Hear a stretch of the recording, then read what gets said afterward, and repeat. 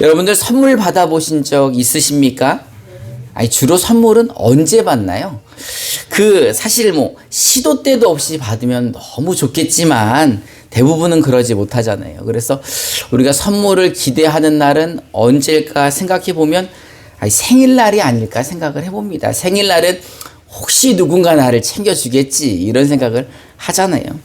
제가 이제 고등학교 1학년 때 17살 때 여기 감곡으로 내려와서 고등학교 2학년 때 이제 장원고등학교에 전학을 해서 이제 학교를 다니는데 친구들이 너무 좋은 거예요. 그래서 한 달 만에 모든 친구들이랑 다 친해져서 제가 한 4월, 5월 정도에 각 반 달력에다가 이제 10월 25일 날을 빨간색으로 막 칠한 다음에 하영이 오신 날 이렇게 써놨어요.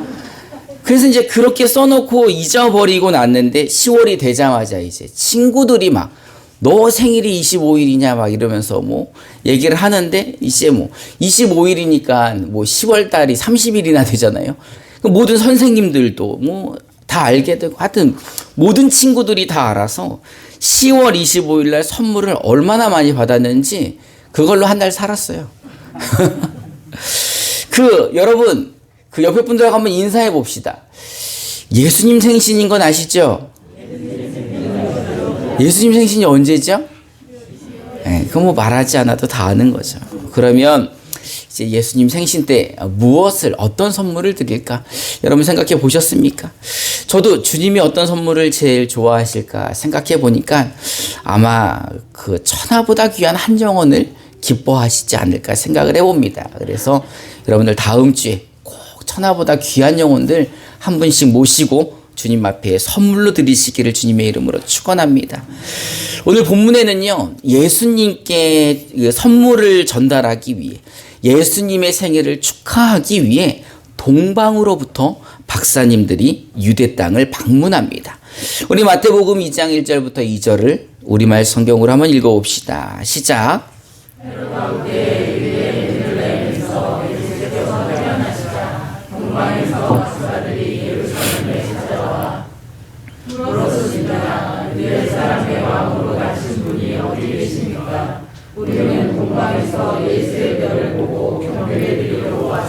아멘.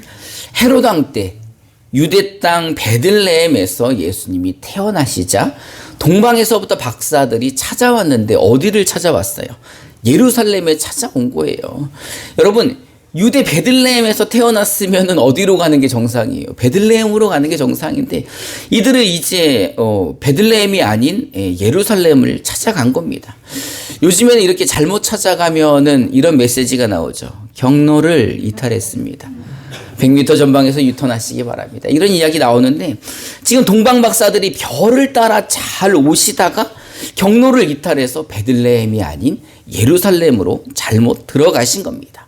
근데 문제는 이 예수님의 탄생을 예루살렘에서는 모두 다 기뻐하는 것만은 아니었습니다. 우리 마태복음 2장 3절부터 4절을 우리말 성경으로 한번 읽어봅시다. 시작.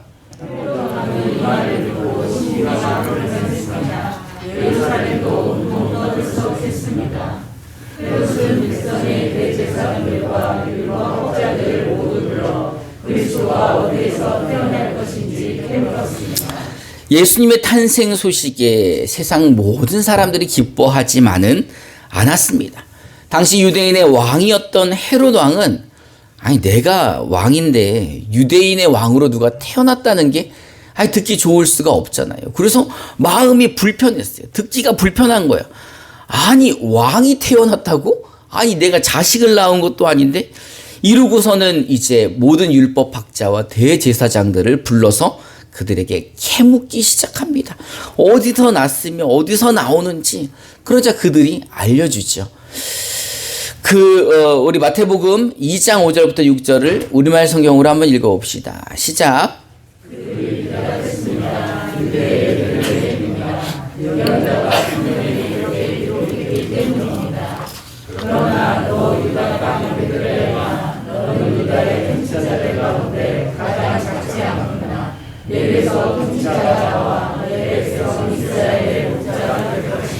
아멘.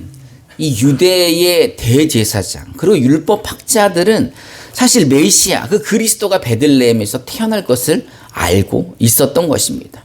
근데 그들은 알고 있었지만 기뻐하지도 않았고 그것을 알리지도 않았고 또한 경배하지도 않았습니다. 왜냐하면 그들은 사실 믿지 않았을지도 모릅니다. 또 어쩌면 당시 헤롯 왕의 눈치를 너무 보았기 때문에 메시아 탄생 소식을 이야기하면 심기가 불편할 것을 알았을지도 모릅니다. 우리 옆에 분들하고 한번 인사해 봅시다. 혹시 성탄절 때문에 심기가 불편하십니까? 여러분들도 성탄절 때문에 혹시 심기가 불편하십니까? 아, 예수님 생일 또 다가왔네. 이거 생일이면 또 헌금도 해야 되고, 이거 내 나이가 몇 살인데 재롱잔치를 하라고, 그 태어난 지가 벌써 2000년이나 지났는데, 에이, 심기가 불편하네. 그럼 한번 따라해 봅시다. 회개하라. 여러분, 메시아, 곧 그리스도는요, 그를 믿는 모든 사람의 죄를 용서해 주시고 구원해 주신 구원자입니다. 뿐만 아니라 저와 여러분들의 죄를 사해 주신 분 아닙니까? 그런데 심기가 불편하다는 것은 영생이고 나발이고 그냥 이 땅의 부귀영화가 좋다는 거죠. 지금 헤롯이 그런 거예요. 아니, 지금 내가 유대인의 왕이라 잘 먹고 잘 사는데 유대인의 왕이 또 태어나서 내 자리를 뺏는다니 당연히 마음이 불편한 거 당연하죠. 그래서 이제 헤롯이 이런 마음을 먹습니다. 동방박사들을 불러서 계략을 꾸미는 거예요. 마태복음 2장 7절부터 8절을 우리말 성경으로 한번 읽어봅시다. 시작. 그때 헤롯은 몰래 박사들을 불러 별이 나타난 정확한 시간을 알아냈습니다. 헤롯은 박사들을 베들레헴으로 보내려고 했습니다. 가서 샅샅이 뒤져 그 아이를 꼭 찾으라. 그리고 아이를 찾자마자 나에게도 알리라. 나도 가서 아이에게 경배할 것이다. 지금 헤롯이 박사들에게 샅샅이 뒤져서 아기를 찾으라고 한 이유가 뭡니까? 자기가 경배하러 가려는 게 아니라 그 아이를 죽이려는 거겠죠. 왜요? 내가 이 부귀영화를 계속 누려야 되니까. 내가 유대인의 왕 노릇을 계속하고 싶으니까. 그런데 동방에서 온 박사들은 예수가 태어난 곳을 알고 있기에 그들을 살살 꼬드기는 거죠. 근데 여러분, 동방에서부터 그 멀리 박사들이 왜 왔습니까? 이 살해하는데 이용당하려고 온 게 아니잖아요. 당시 동방이라고 하면은 이 유대 사람들이 생각할 때는 자신들의 예루살렘을 기준으로 동쪽. 그러니까 이제 확실한 지명은 알 수가 없지만 유대 동쪽이라면 페르시아 지역에서 왔다. 이렇게 생각할 수가 있습니다. 이 페르시아에서부터 예루살렘까지는요, 800km 정도 된다고 합니다. 정확히는 805km인데 이 805km 정도면은 여기서 어디죠?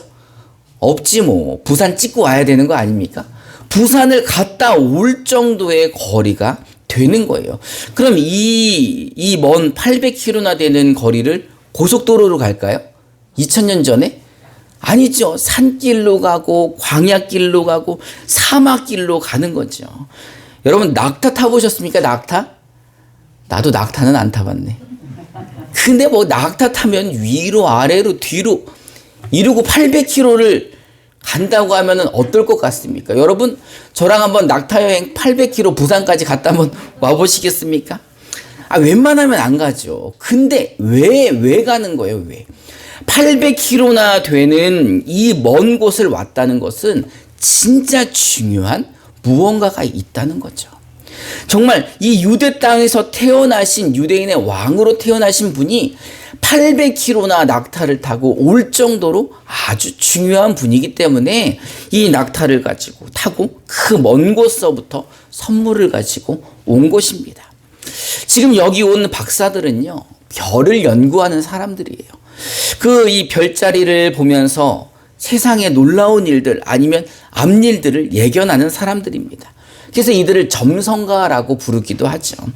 이 점성가라는 말은 우주 전체의 운행과 현상을 관찰하는, 지금으로 말하면 자연과학자, 또 천문학자라고 말할 수 있는 겁니다. 근데 그들 앞에 큰 별이 나타난 거예요. 그리고 그 큰 별이 그들을 인도하여 왔다는 것입니다. 우리 마태복음 2장 9절부터 10절을 우리말 성경으로 한번 읽어봅시다. 시작.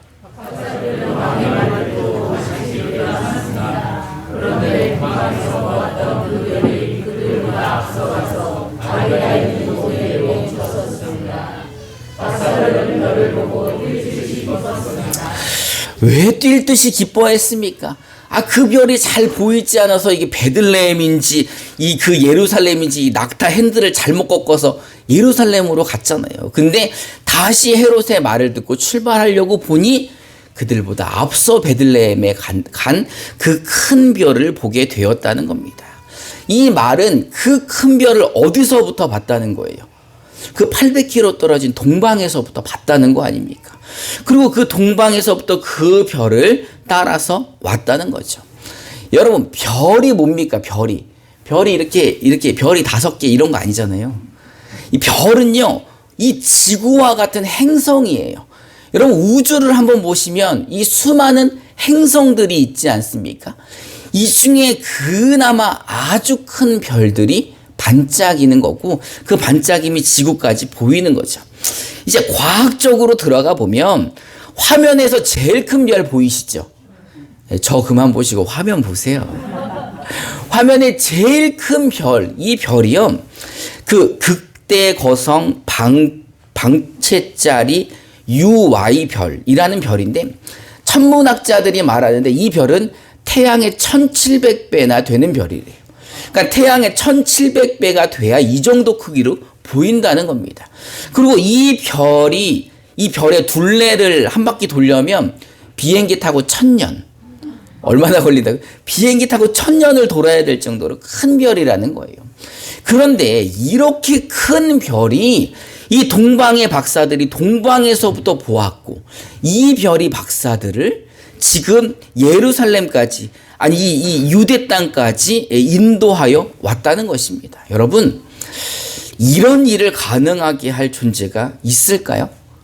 이 태양보다 1700배나 되는 그 큰 별을 움직여서 그들을 이끌어 유대 땅까지 오게 할 수 있는 그런 분이 계실까요?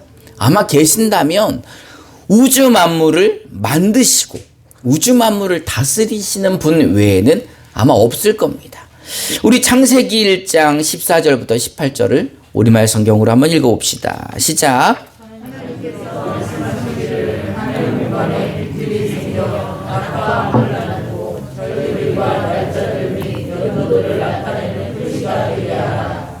그리고 이것들이 하늘 공간에 비추되 땅에 비추게 하라 하시니 그대로 됐습니다. 하나님께서 두 개의 큰 빛을 만들고 그 가운데 큰 것으로 낮을 다스리게 하시고 작은 것으로 밤을 다스리게 하셨습니다. 또한 별들도 만드셨습니다. 하나님께서 이것들을 하늘 공간에 두셔서 땅을 비추게 하시고 낮과 밤을 다스리고 빛과 어둠을 나누게 하셨습니다. 하나님께서 보시기에 좋았습니다. 아멘. 여러분, 해와 달을 누가 만드셨다고요? 하나님이 창조하셨대요. 그럼 별들은 누가 만드셨다는 거예요? 하나님이 만드셨다는 거예요. 그래서 하늘의 공간에 두시고 낮과 밤과 절기와 날짜와 연도를 표시하게 하라라고 하신 거예요. 여러분, 하나님이 창조하셨다고 믿으십니까? 이 믿음이 우리와 세상 사람들이 다른 거예요. 세상 사람들은 그 수많은 별들이 스스로 생겨났다 생각하죠. 하지만 우리는 하나님, 창조주 하나님이 만들었다 생각하는 이 부분이 세상 사람들과 우리들이 다른 점이에요. 우리는 이 믿음이 있다는 것입니다. 여러분, 이 믿음이 바로 헤롯과 동방 박사들의 또한 차이고 다른 점입니다. 헤롯은요, 이 별 이야기를 듣고 난 다음에 유대인의 왕으로 오신 이 아기가 불편했습니다. 심기를 불편하게 했습니다. 근데 동방 박사들은요, 이 별을 보고 이 별 이야기를 알고 난 이후에 유대 땅으로 나신 이 아기를 위해 800km를 낙타를 타고 왔다는 거예요. 하나님은 이 우주의 별을 움직이시어 동방의 박사들을 인도하셨습니다. 그렇다면 이 별을 보내서 인도하신 하나님의 은혜다라고 말할 수 있을까요? 말할 수 있을까요? 여러분, 하나님의 은혜잖아요. 아니, 별을 나타나게 하셔서 그 동방에서부터 보게 하시고 그들을 이끌어 유대 땅까지 오게 하시고 또 베들레헴까지 인도하게 하신 하나님, 그 창조주의 은혜라는 겁니다. 그 은혜에 감사하여, 그 은혜에 감격하여 800km를 낙타를 타고 찾아온 거예요. 뿐만 아니라 그 손에 뭘 들고 왔습니까? 황금과 유향과 모략을 가지고 왔어요. 여러분, 황금을 가지고 왔다는 것은 여러분 그냥 금 14K, 18K 갖고 왔다는 게 아니라 누군가 저에게 오늘 황금을 들고 온다면 제 기분이 어떨 것 같아요? 날아갈 것 같은데? 이 2000년 전의 황금은요, 왕이 받는 예물이에요. 왕께 나아갈 때 가져가는 게 황금이라는 겁니다. 그러니 이 동방의 박사들이 황금을 준비했다는 것은 이 태어날 아기가 바로 왕이라는 거죠. 유대인의 왕이기에 그 왕으로서 경배하기 위해 황금을 가지고 왔다는 것입니다. 유향이라는 것은요, 이 유향나무에서 나오는 겁니다. 이 감람과에 속하는 이 유향나무는요, 여기서 이 진액을 받아가지고 이 유향을 만드는데, 이 유향을 어디에 쓰이냐 하면은 여러분 제사할 때 이 신성한 그 향으로 이렇게 흔드는 거 보셨나요? 이거 카톨릭에서도 많이 하잖아요. 이 유향은 신성한 예물입니다. 그래서 유대인의 왕으로 태어나신 아기가 신성하고 거룩하다는 거죠. 말하자면 그는 그냥 유대인의 왕이 아니라 하나님의 아들임을 인정한다라는 의미로 이 유향을 가지고 온 겁니다. 그리고 모략은 무엇일까? 이 모략도 모략나무에서 나오는 거예요. 발삼나무라는 이 나무에서 추출한 진액으로 이 향이 아주 좋은 향수라고 합니다. 그래서 모략을 가지고 이집트에서는 미라를 만들 때 사용을 했다고 합니다. 그래서 이 모략을 바르면 부패도 방지하고 향균 작용을 해서 부패와 그 향균에 아주 좋아서 장례에 많이 사용을 하는 겁니다. 그래서 동방 박사들이 모략을 준비했다는 것은 예수님의 장례를 준비했다는 거죠. 예수님이 죽으심을 이미 예견했다는 겁니다. 그래서 온 인류의 죄를 대신하여 죽으러 오신 그 그리스도, 그 구원자를 위해 이 모략을 준비한 것입니다. 동방에서 박사들은 큰 별을 보고 그 별을 통해 이 그리스도의 탄생을 축하하러 찾아왔습니다. 여러분, 그 별을 통해 인도하신 분이 누구십니까? 하나님이시죠. 이 별을 창조하신 하나님, 이 아기 예수를 보내신 그 하나님, 그리스도를 이 땅에 보내신 하나님이라는 것입니다. 그 별이 인도하여 이 별이 인도하여 안내한 이 유대인의 왕으로 오신 이 예수가 바로 하나님의 아들이고, 이 예수가 바로 인류의 구원자이고, 이 예수가 바로 그리스도라는 것입니다. 여러분, 이 아기 예수가 유대인의 왕뿐만이 아니라 하나님의 아들이심을 믿으십니까? 여러분, 그 예수가 인류의 구원자이시며 저와 여러분들의 구주이심을 믿으십니까? 여러분은 이 예수를 그리스도로 믿고 인정하십니까? 여러분도 하나님께서 별을 통해 동방 박사들을 인도하셨다는 것을 믿으십니까? 이 베들레헴의 동정녀를 통해 예수가 탄생하심을 여러분들은 믿으십니까? 그리고 그 예수가 저와 여러분들을 위해 십자가에 달려 돌아가셨음도 믿으십니까? 예수님은 우리의 구원자이십니다. 예수님이 우리의 그리스도이신 것입니다. 그 세상에는 예수를 그리스도로 믿지 않는 사람들이 많죠. 그런 사람들은 분명히 헤롯 같은 마음일 거예요. 그냥 내가 이 땅을 누리고 살고 싶은데 나를 구원하겠다는 그 그리스도가 신경 쓰이지 않는 거죠. 생각하고 싶지도 않은 거죠. 근데 사실 그 안에 보면 그들에게는 무엇이 없습니까? 믿음이 없는 거죠. 어쩌면 그들이 이 예수를 알지 못해 아직 그 예수를 믿지 못하는 것일 수도 있습니다. 그렇다면 그 사실을 알고 있는 우리가, 그렇다면 그 사실을 믿고 있는 우리가 어떻게 해야 될까요? 알려줘야죠. 그들에게 믿게 해줘야죠. 여러분, 이제 이 성탄절입니다. 주님이 무엇을 가장 기뻐하실까?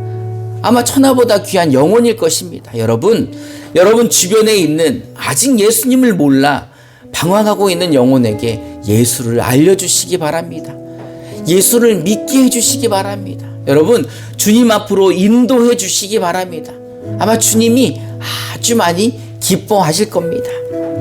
이제 성탄절, 이 헤롯처럼 그 심기불편해하지 마시고, 이 동방 박사들처럼 그 먼 길을 달려왔던 그 마음을 여러분 마음에 품으시고, 이 예수의 탄생으로 기뻐하시고 이 소식을 전하시는 저와 여러분 되기를 주님의 이름으로 축원합니다.